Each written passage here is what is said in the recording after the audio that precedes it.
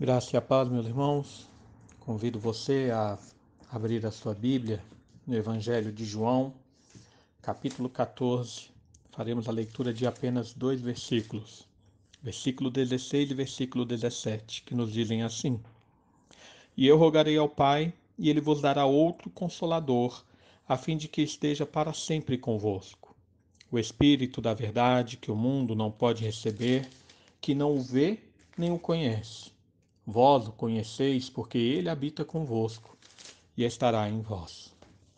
Meus irmãos, no momento em que Jesus traz essas palavras, é o momento que acontece ali durante a última ceia, a ceia no qual ele instituiu o pão e o sangue, o pão e o vinho, e o cálice, como memoriais, como sinais do seu corpo e do seu sangue que seria derramado ali na cruz.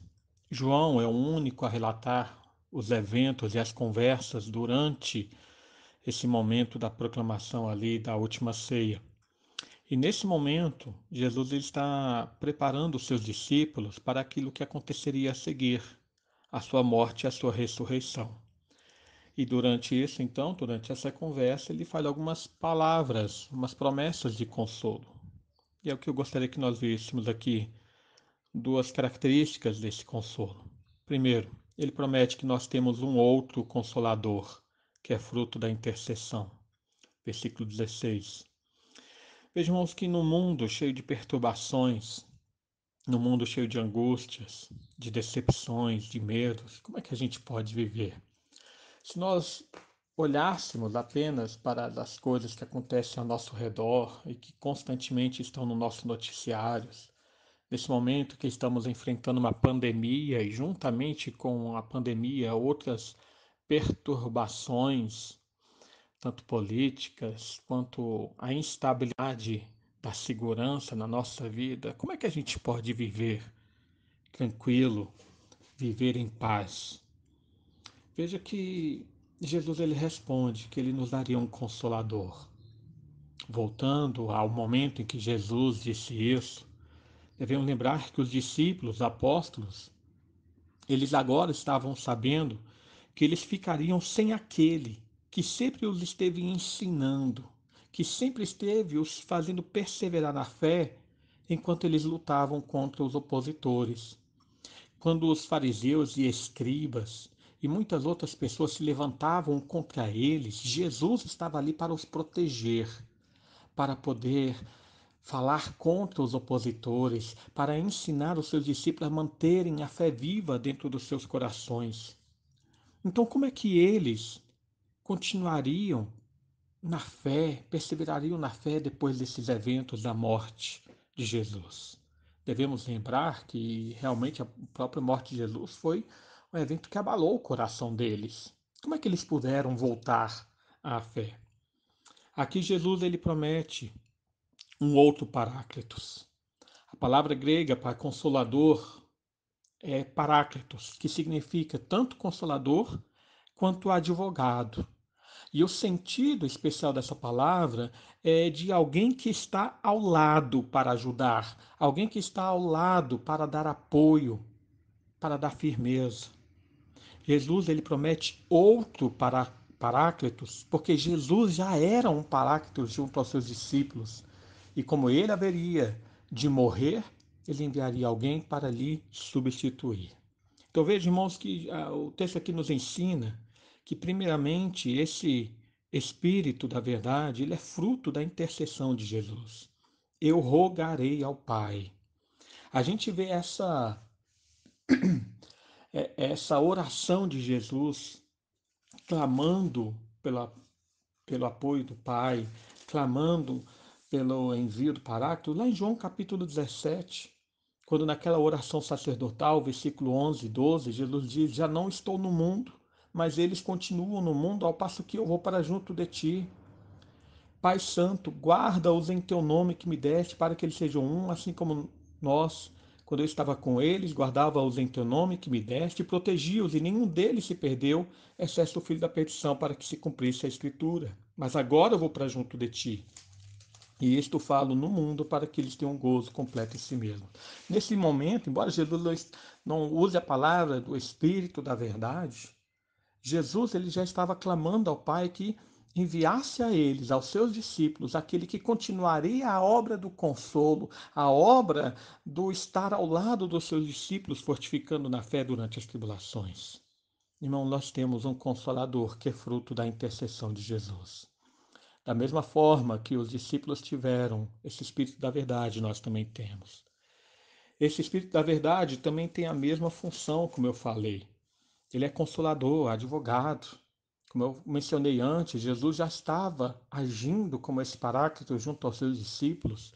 E João nos confirma isso também lá na sua primeira carta, quando no capítulo 2 da primeira carta de João, capítulo 2, versículo 1, ele fala: Filhinhos meus, estas coisas vos escrevo para que não pequeis.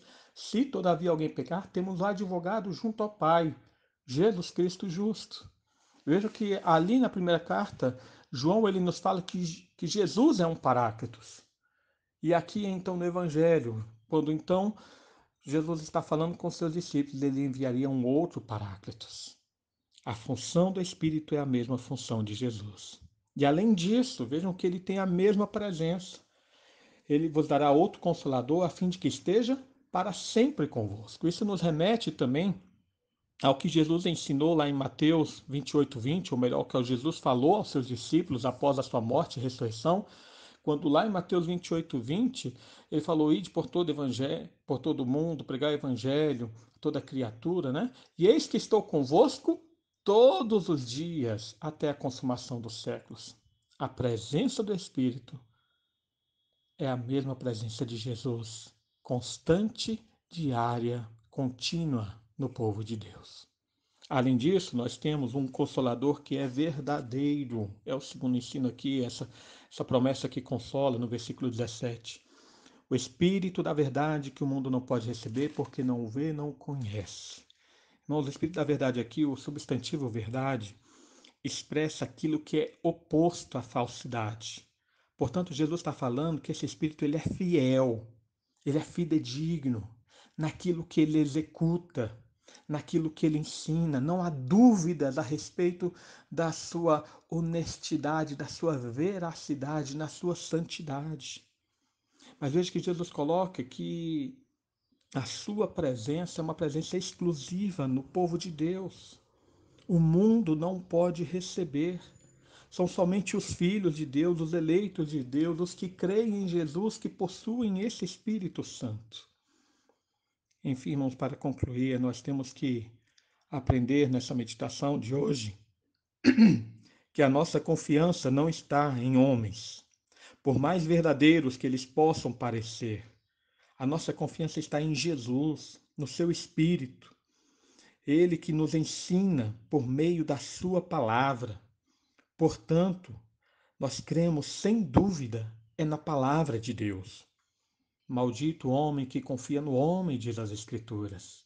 O coração do homem é enganoso, completamente corrupto, mas a palavra de Deus é fiel. Então vejo, irmãos, também que não existem pessoas que dizem ter o Espírito de Deus, mas não creem em Jesus. Isso é confirmado também na primeira carta de João, no capítulo 4, versículo 2 e 3, quando João ali fala sobre o Espírito da verdade e o Espírito da mentira. Aquele que não confessa que Jesus veio em carne, esse é o Espírito da mentira. Irmãos, nessa meditação de hoje, o Senhor Jesus ele nos consola, pois apesar das turbulências do mundo, nós temos alguém ao nosso lado que nos conforta, que nos advoga, que está sempre conosco. Ele é verdadeiro, ele é exclusivo para o povo de Deus. É uma promessa maravilhosa para nós. Que Deus nos abençoe. Oremos. Pai amado, mais uma vez nos colocamos diante de Ti neste dia e agradecemos por Tua presença conosco, pela Tua presença em nós, por meio do Teu Espírito Santo. Te louvamos, ó Pai, porque pela obra realizada por Teu Filho ali na cruz em nosso favor, nós cremos e nessa fé, Senhor, nós perseveramos, porque Tu nos sustenta por meio do Teu Espírito. Vivifica o nosso coração para que não se atemorize de más notícias, Fortifique o nosso coração para que não se decepcione com os homens, porque realmente a nossa confiança está somente em Ti.